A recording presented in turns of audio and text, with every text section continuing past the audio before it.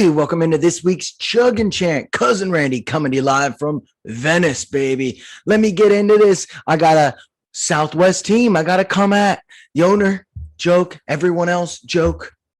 Let me chug. Then I'll chant for you.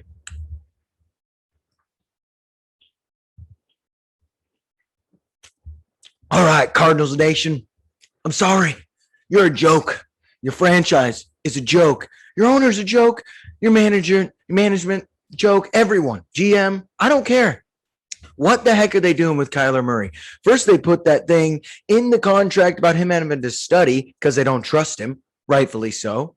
And then they make an explanation. We didn't think it would get out and be a distraction when every contract becomes public. Are these guys not thinking? It's a biggest quarterback contract in NFL right now. And then the joke of a franchise continues and takes out the 4 hours a week studying clause. What's happened? You got a little hurt by the media saying that's crazy? Kyler's feelings were hurt? I think they were hurt before you put the clause in. This joke of a franchise is signing Kyler long-term, signing Kingsbury long-term. What have they done? They not even won a playoff game. They got these guys locked up in contracts for this length of time. They don't like to pay people. And when they do, they make jokes of it like they did with Kyler's contract. Not a fan of this Cardinals organization. They're clearly a joke. You shouldn't be excited moving forward with either of these guys at your helm, and especially with whoever the GM and owner are. Joke, joke, joke. I don't even care about the Cardinals anymore. Can we just stop talking about them? They don't even deserve it. G-Man, T-Money, what do you think? Joke or mistake? Or they're just a bunch of idiots there?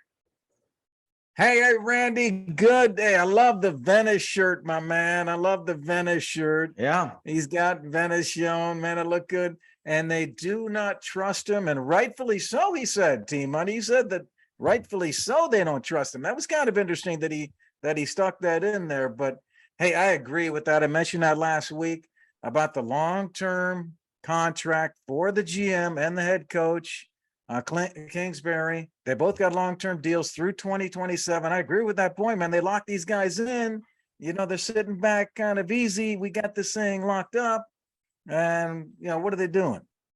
Yeah, I do agree for the most part. I mean, and don't forget, even before they drafted Kyler Murray, the year before that, they drafted Josh Rosen 10th.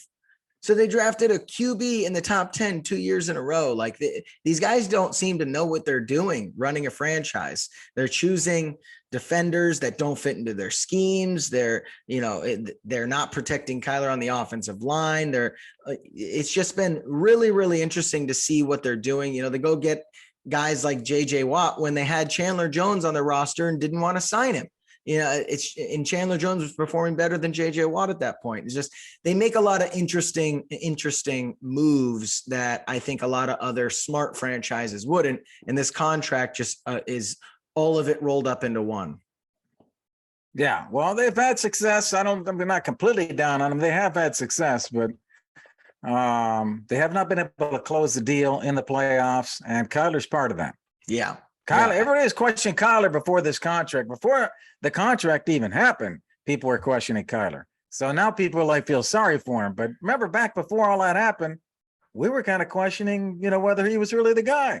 Yeah. I mean, and I think in the end of the day, you want a quarterback more than you don't want a quarterback. And so I get what they're saying, hey, if he improves a little bit in the next 5 years, we might win a playoff game or two, and he has the talent to do that. And they have the talent on that roster to do that. It's just, do you trust him to put in the work to do that?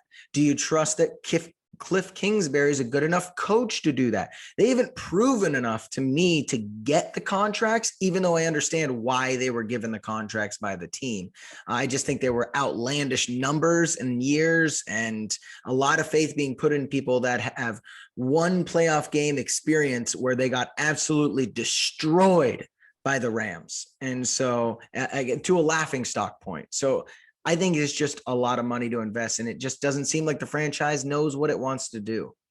Gave him a lot of money, so certainly, they gave him the money. There's no doubt about that. But the question about these clauses in the contract, well, hey, man, I don't know about you, but when I sign a contract, I read my contract. Yeah. I would have known those things were in there. all of a sudden, so I'm going to sign the contract, and then after it's over, I'm going to, ridicule the people for giving me the contract. I don't think that's right either. I agree with you. So Kyler's in the wrong there. And then on top of that, the Cardinals saying, well, we didn't realize everyone would make a big deal out of it. Well, it's public knowledge, all these contracts, and no other quarterback in NFL history has had that put in their contract. So of course this is a big deal when you just assume your franchise quarterback is studying more than 4 hours a week. Yeah, he's a different kind of guy. There's no doubt. There's been questions though about his leadership, mainly from the Cardinals, but it was reported by ESPN. They were concerned about his leadership. It's just the way that he approaches things, I think, is different.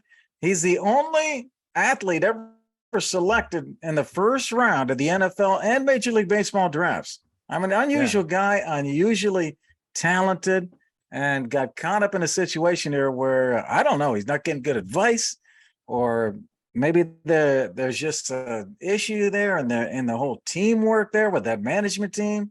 I don't know what it is, man, but I'm worried about this team.